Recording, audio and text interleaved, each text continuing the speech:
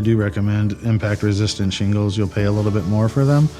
I would look for a good class 4, but there are class 3 out there as well, which just are a little bit, class 4 just better or heavier hail hits that it can take. I think you pay more for a class 4, but I think you can expect 2 good hailstorms at least before you would actually need to replace that roof system, where it only takes 1 good hailstorm to, to destroy even a lifetime roof system. If you have 1-inch hail and the winds are high enough, it's tough to withstand that.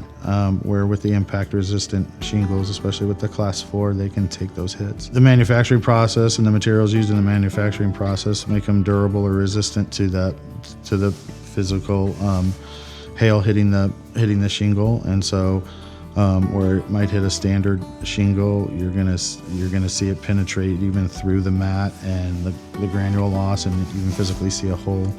Where your impact resistant shingles are manufactured in a way that it withstands that. Every insurance company is different, but typically if you have a class 4 or class 3 impact resistant shingled system, the insurance companies offer a discount on your premium.